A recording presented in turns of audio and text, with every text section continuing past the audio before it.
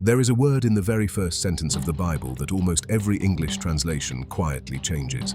Not because the translators were lazy, because the truth was a little inconvenient. Open an old leather Bible to Genesis chapter 1, verse 1.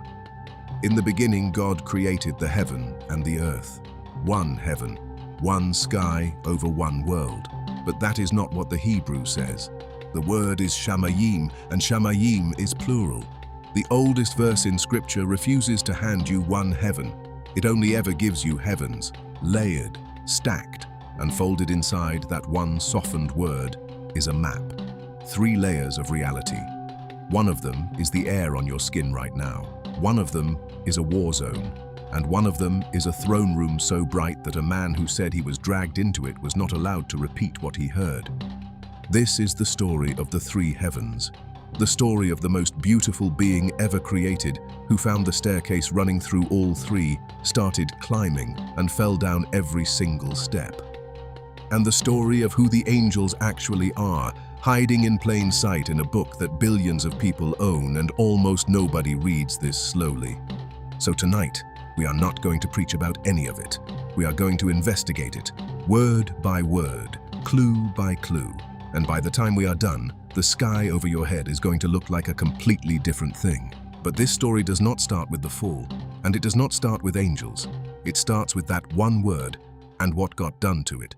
Picture a translator centuries ago, candlelight on a wooden desk, an unrolled Hebrew scroll in front of him. He reaches the very first line, and he hits shamayim. He knows exactly what it is. It carries that little im sound on the end, the same ending that turns a Hebrew word into a plural. You hear it in mayim, which means waters.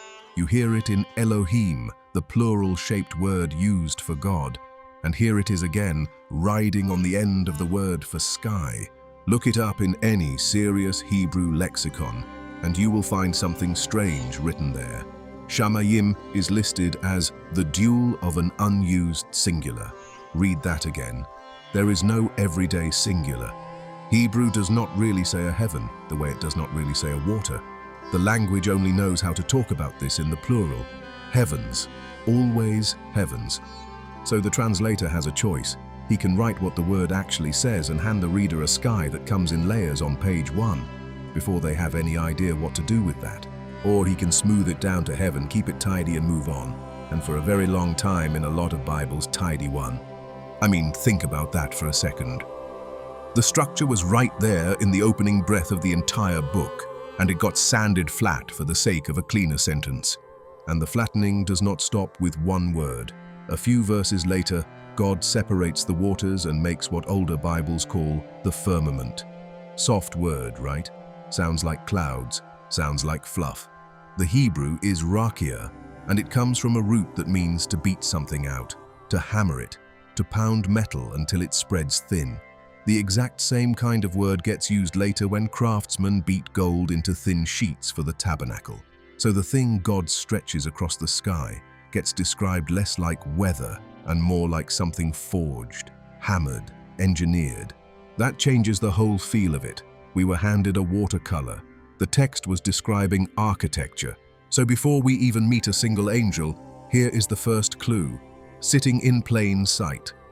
The heavens are not one soft thing. They are a built, layered structure. And the people who copied this book down knew it.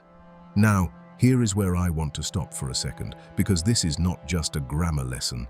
You have spent your whole life under a flattened sky. Most of us have. We were quietly taught that there is the world down here, and then there is heaven, this single far off somewhere you go later, if you are good. And that flat picture does something to a person. It makes the spiritual feel thin, distant, like a postcard of a place you will probably never visit. But if the oldest words in the book are telling the truth, then what is above you is anything but thin, layered, close. And the first of those layers? Not light years away. The air filling your lungs as you watch this. So when you feel like heaven is a long way off, I want you to sit with the possibility that you have been measuring the distance with the wrong map. Hold on to that, because we are about to climb. Let us start at the bottom. The first heaven. When the Hebrew writers talk about the lowest of the heavens, they mean exactly what you would point at if I told you to point at the sky. It is the realm of the atmosphere. Picture a hawk riding a thermal over a desert canyon at dusk. Picture storm clouds stacking up grey and heavy over a wheat field. Picture rain on a window, dew on grass in the early morning. In the Bible, the birds fly across the face of this heaven. The rain falls from it, the dew settles out of it. This is the breathing layer, the weather layer, the one you live inside every second of your life. And for most of human history, this was the only heaven people could actually study. You could watch the clouds. You could feel the wind change before a storm. You could not touch the stars, and you certainly could not touch a throne, but the sky right above your head, that you knew. Here is the part that is easy to miss, though. In the ancient picture, this first heaven is only the ground floor of the whole building. The lobby. The writers describe it as the lowest layer precisely because they are aware there are layers above it that you cannot reach by climbing a mountain or flying a kite. The air you breathe is real heaven. It is just the basement of it. And there is something almost tender about that when you slow down and let it land. Think about where you are sitting right now. Maybe it is late. Maybe the day was heavy. The most ordinary thing in the world is the air on your skin, the sound of your own breathing in a quiet room. We treat it as nothing, background, free, but in this map, that ordinary air is the bottom edge of the sacred itself. The same word, the same shamayim, that reaches all the way up to the throne, starts down here, in the breath you just took without thinking about it. So before we go any higher, notice this. You are not standing outside the structure, looking up at it from the parking lot. You are already inside it. You have been inside it your entire life. You are standing in the first heaven right now. Remember that, because it matters more than you think by the end. Now we go up, and this is where the story stops being gentle. The second heaven, in the ancient picture, is the realm beyond the birds and the clouds. It is the deep sky, the cosmos. Picture the Milky Way smeared across a black desert sky with no city lights for 100 miles. Picture the slow wheel of the constellations, the sun, the moon, the planets, the stars. This is the layer the writers point to when God tells Abraham to look up and try to count the stars, the vast machinery of the night. And if the story stopped there, the second heaven would just be outer space with a poetic accent, a nice ceiling of lights. But this is where the story takes a turn nobody expected. Because scattered through the Bible are these strange, almost cinematic moments that only make sense if the space between earth and the throne is not empty, if it is occupied, if it is, in some way, a battlefield. Go to the book of Daniel, chapter 10. Daniel is an old man by now. He has been fasting and praying for 3 full weeks, grieving, asking God for understanding, and nothing comes. 21 days of silence. Then finally a messenger arrives glowing and says something that should stop you cold. He tells Daniel, "From the very first day you started praying, your words were heard, and I was sent to you that same day. But," he says, "the prince of the kingdom of Persia withstood me for 21 days, until Michael, one of the chief princes, came to help me break through." Sit with the mechanics of that. The answer left on day 1. It arrived on day 21. And the reason for the delay was not God hesitating. It was something blocking the messenger in the space in between. Something with enough power to hold up a glowing being for 3 weeks until reinforcements showed up. A glowing being held up for 3 weeks, somewhere in the space between the ground and the throne. That is what a battlefield looks like. And this is not a one-off. Centuries later, the Apostle Paul writes a line that translators have struggled with for a reason. He tells a church that their real struggle is not against flesh and blood, not against people, but against rulers, against authorities, against the spiritual forces of evil. And then he locates them. He says they operate, in the Greek, en toi epuranioi, in the heavenly places. Sit with that for a second because it is genuinely uncomfortable. Spiritual forces of evil, in the heavenly places. Evil, in a place called heaven. You would think someone would have flagged that. For most of us, nobody did. We were handed a simple 2-room cosmos, Earth down here where bad things happen. Heaven up there, where everything is perfect and nothing dark could possibly be. And then here is Paul, casually placing the enemy's command center not in some underworld basement, but upstairs, in the in-between sky, in the second heaven. So the detective question almost asks itself, how does evil end up squatting in heaven? Who let it in? And why is it allowed to interfere with something as simple and desperate as an old man praying for an answer? Hold that question. We are going to come back to it with a name attached. For now, just let the second heaven be what the text quietly says it is. Not a peaceful ceiling of stars, a contested zone, disputed airspace, the place where things you cannot see are pushing against each other in the dark. And here, I have to stop again, because this one is personal for a lot of people. Have you ever prayed for something with everything in you and gotten nothing back? Not a no, just silence, day after day. And slowly you start to build a story about it. God did not hear me. God does not care. Maybe there is no one up there at all. I'm not going to pretend to know the inside of your specific silence. Nobody can. But I want you to notice what Daniel was never told. He was never told he had been ignored. He was told the opposite. He was told he was heard on day one, and that the gap between the prayer and the answer was full of interference. There was a fight happening in the space he could not see, over an answer that was already on its way. I am not telling you that explains every unanswered prayer in your life. It does not. But it should make you slow down before you assume that silence means no one is listening. According to this map, the distance between asking and receiving is not always empty. Sometimes it is crowded.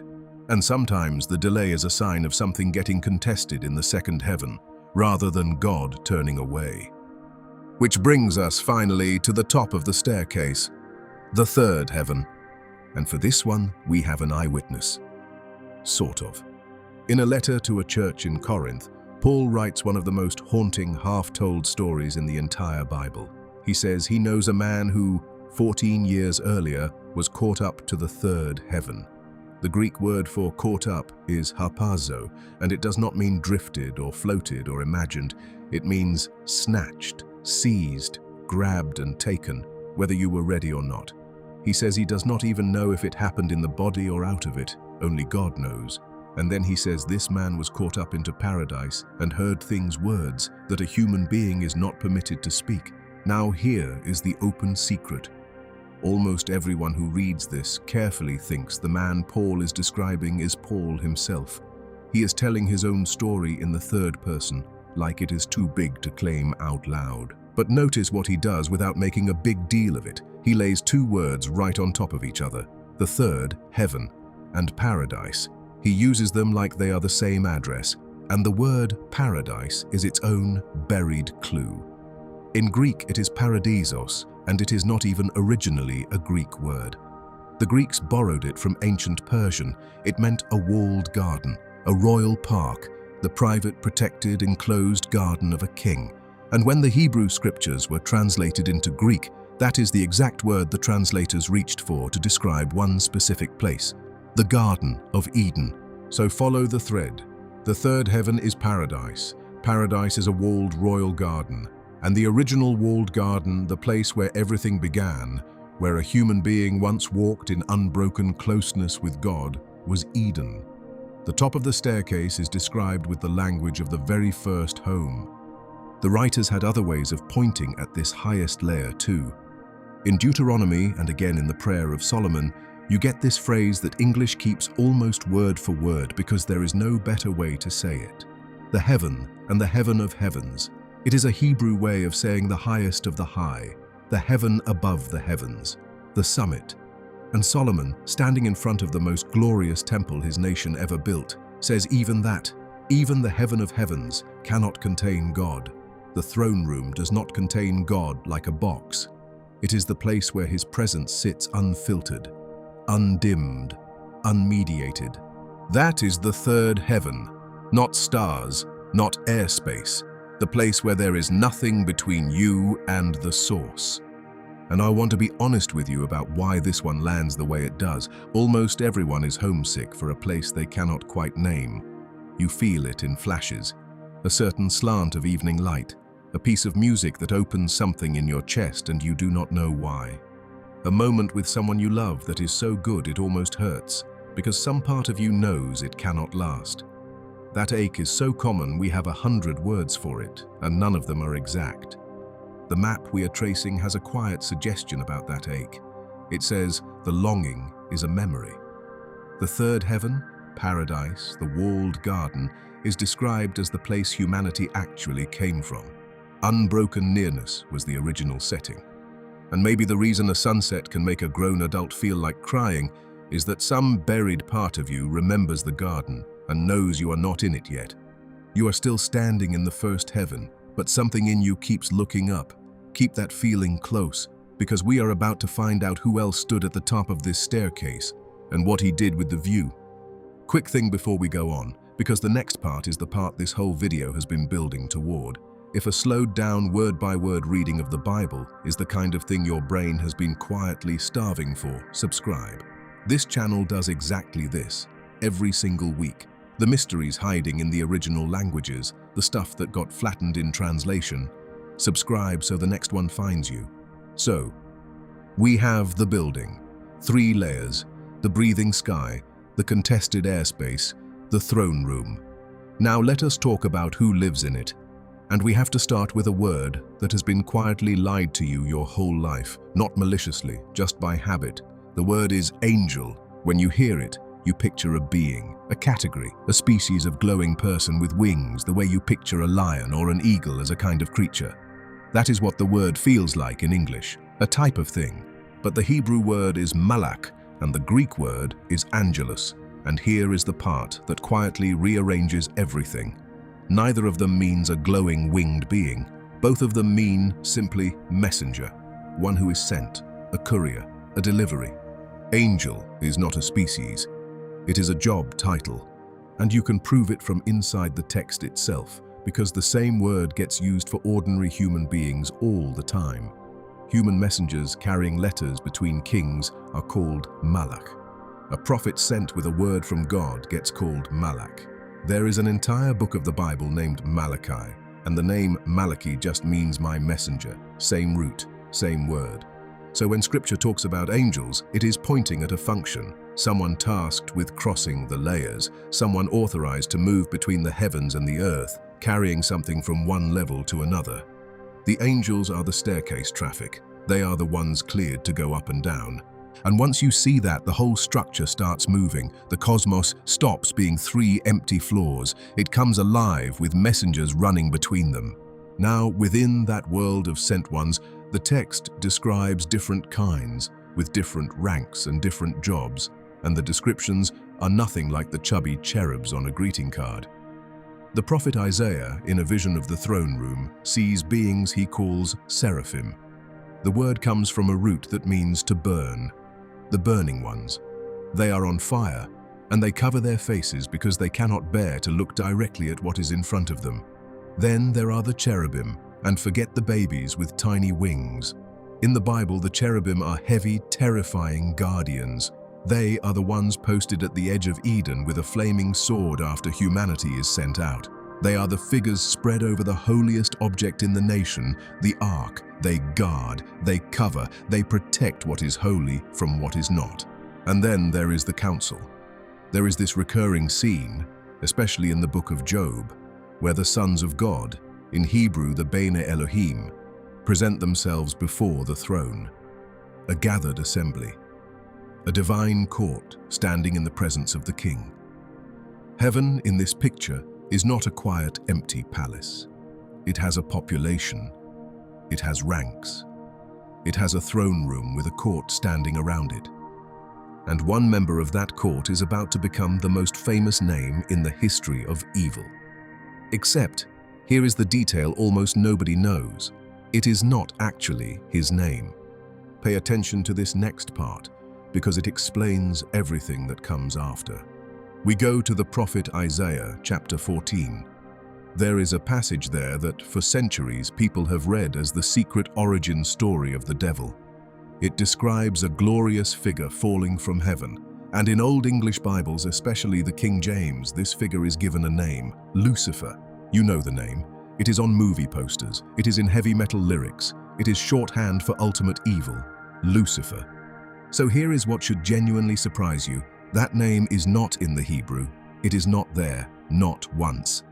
The word Isaiah actually wrote is Hallel ben Shachar, and Hallel ben Shachar does not mean Prince of Darkness or Lord of Evil. It means, roughly, Shining One, Son of the Dawn, the morning star, the bright light that rises just before the sun. So where did Lucifer come from? It came from Latin. When a scholar named Jerome translated the Bible into Latin, he rendered that Hebrew phrase, the morning star, with the Latin word for the morning star. And the Latin word for the morning star, the planet we now call Venus, the light bringer, was Lucifer. Lux, light. Ferre, to carry. The light carrier. The morning star. Then the King James translators came along, and instead of translating that Latin word into English, they just kept it. They left it sitting there, untranslated, looking like a name. Lucifer. And so the single most famous name for the devil in the English-speaking world is not a Hebrew name at all. Underneath, it is essentially a Latin nickname for the planet Venus that got frozen into the text and mistaken for a proper noun. The most terrifying name in the language is, at its root, just two words. Bright. Star. I am not making that up, and now I have to be fair with you because this is a detective case, and a good detective does not hide the inconvenient evidence. If you read Isaiah 14 from the top, the chapter says, in plain words, that it is a taunt against the king of Babylon, an actual human ruler, a real political figure who got drunk on his own power. On the surface, this is a poet roasting a tyrant. So you could stop there. Plenty of careful readers do. It is just about a king. Except the language keeps breaking the frame. Because listen to what this so-called king says he is going to do. The poem gives him 5 statements, and they climb like steps. I will ascend to heaven, he says. I will raise my throne above the stars of God. I will sit enthroned on the mountain of the assembly, in the far north, where the gods were said to meet. I will ascend above the tops of the clouds, and then the last step, the top of the staircase. I will make myself like the Most High. Run back through those 5 lines and ask yourself honestly, is that a human king bragging about real estate? You do not raise your throne above the stars of God by conquering a city. You do not ascend above the clouds with an army. The poem starts as a roast of a Babylonian tyrant, and then, somewhere around above the stars of God, the words get too big for any human mouth. The disguise slips. And for 2,000 years, readers have felt that slip and said, there is something else standing behind this king. Something that did this first, on a cosmic scale. The same thing happens in another passage, in Ezekiel, where on the surface a different prophet is talking about a different king, the ruler of the city of Tyre. But again, the language refuses to stay human. This figure is described as having been in Eden, the garden of God. He is called an anointed cherub who covers, a guardian over the holy mountain of God. He is said to have walked among the stones of fire. He was perfect in beauty, flawless in his ways, from the day he was created, until, the text says, iniquity was found in him. And his heart grew proud because of his beauty. A guardian cherub in Eden, on the holy mountain, flawless from the day he was created, until pride. You do not say those things about the mayor of a coastal trading town. The disguise slips again. And when you lay Isaiah and Ezekiel side by side, a single portrait starts to form behind both kings, a being of staggering beauty. A guardian with the highest possible clearance, someone who stood, not in the first heaven, not in the second, but at the very top, in the throne room itself. Someone who had third heaven access, the morning star, the brightest created thing in the room. And he looked at the throne, and he wanted to sit on it. Centuries later, Jesus says one short lightning bolt of a line that ties it all together. His followers come back from a mission, thrilled, and he says almost offhand, I saw Satan fall like lightning from heaven, fall from heaven, lightning splitting a black sky. And the very last book of the Bible gives you the scene in full, a war in heaven. Michael and his messengers fighting against a dragon and the dragon's messengers. And the dragon loses. He is thrown down, and the text names him plainly this time, no disguise left. The ancient serpent, the one called the devil. And he is hurled out of heaven, down, with a third of the stars dragged behind him like a tail of falling light.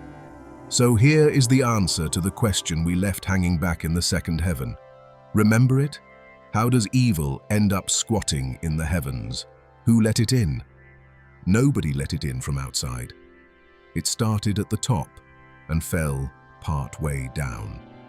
The most beautiful being in the throne room reached for the throne and got cast out, and on the way down he did not fall all the way to nothing. He landed in the in-between, in the contested airspace, in the second heaven, which is exactly where Paul said the spiritual forces of evil are still operating, and exactly where Daniel's answer got held up for 21 days. The war zone in the middle is a war zone because something fell into it. And I need us to stop here, because this is the most human part of the whole story, and the easiest to wave off as ancient and far away. Look at what actually took him down. It was not that he was weak. The text is almost obsessive on this point. He was the strongest, the brightest, the most beautiful, the highest. He had everything. He stood in the unfiltered presence at the top of the staircase, and that is exactly what undid him. He got close enough to glory to start mistaking the reflection for the source. His heart grew proud because of his beauty. He had the highest access in all of creation, and he let it convince him he should be the one on the throne.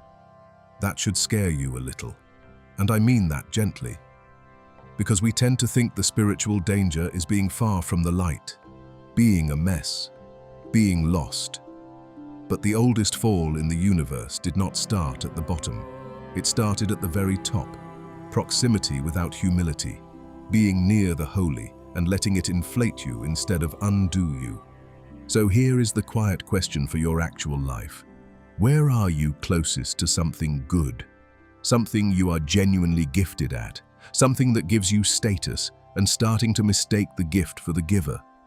Where is the thing you are best at slowly turning into a small throne you have started to sit on? Because the morning star did not fall from his weakness. He fell from his strength.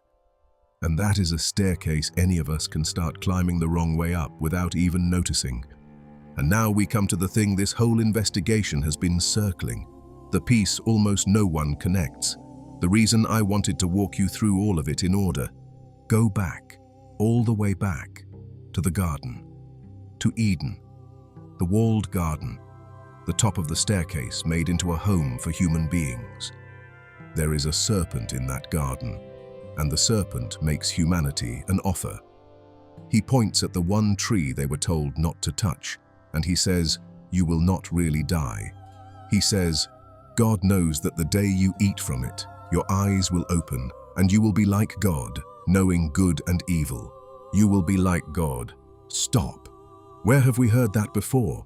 I will make myself like the Most High. That was the fifth step, the top of the staircase, the exact ambition that cast the morning star out of heaven. And here he is, in the garden, in the highest heaven, offering humanity the very same lie that destroyed him. He is not inventing a new temptation. He is handing us his own. Come climb the staircase the way I climbed it. Reach for the throne. Be your own God. He fell down the staircase, and his entire project, from the garden onward, has been to drag everyone else down it after him, to get human beings to take his fall and call it freedom. But here is the turn. This is what flips the entire story over.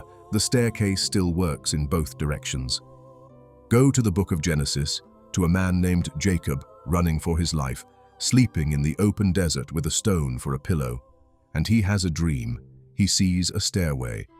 The Hebrew is sulam, a ramp or a ladder set on the earth with its top reaching into the heavens. And on it, he sees the messengers of God, the Malachim, ascending and descending, going up and coming down. Traffic in both directions, between the ground where Jacob is lying and the throne at the top. And when he wakes up, shaken, he says, "This is none other than the house of God." This is the gate of heaven, a staircase set on the earth, reaching to the throne with the way up open. The morning star used that architecture to fall. Jacob saw it standing wide open with the messengers still running up and down it. The same structure, used for descent by one, revealed as an open invitation to another. And the whole rest of the Bible, it turns out, is the story of that staircase being reopened for everybody.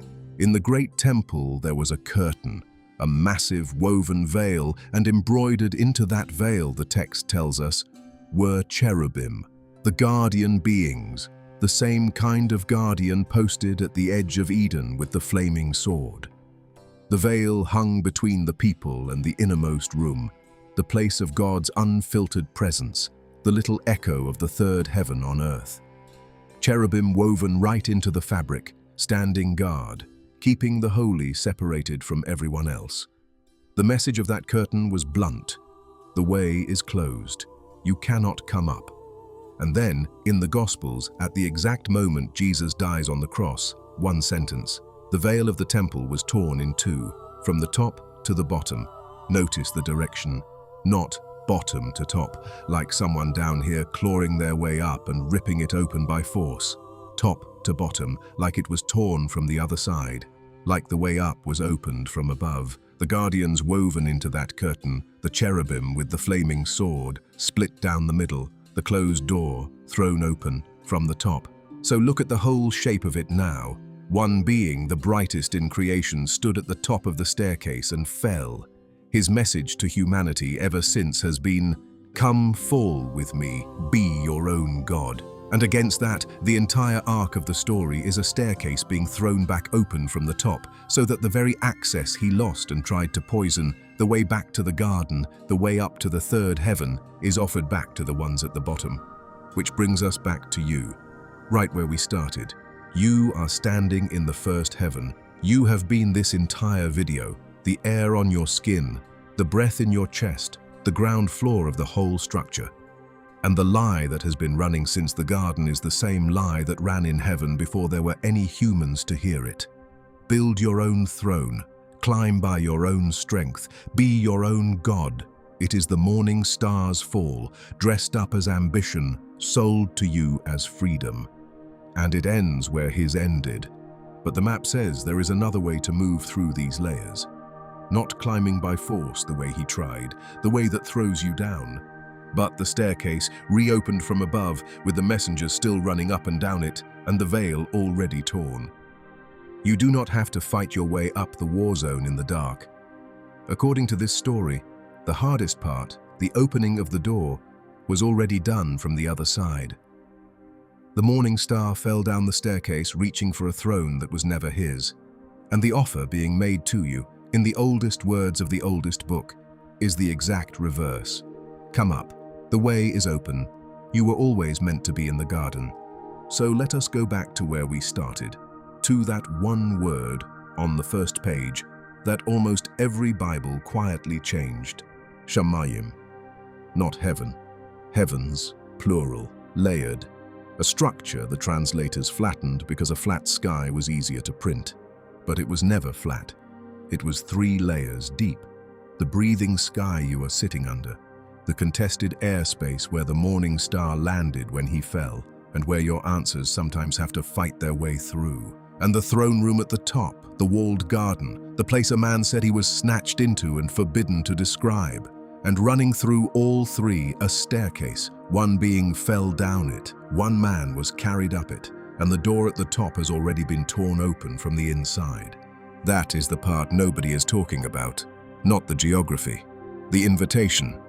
If you want to keep pulling these threads, the next thing you need to see is what the divine counsel in the book of Job actually reveals about how heaven makes its decisions, and why Satan is standing in the throne room as a prosecutor in the very first chapter. That one changes how you read everything. It is on the channel. Go watch it next and subscribe so the rest of this map keeps finding you, one buried word at a time. The sky over your head was never just a sky. Now you know what is in it. The question is, which direction you are going to move through it.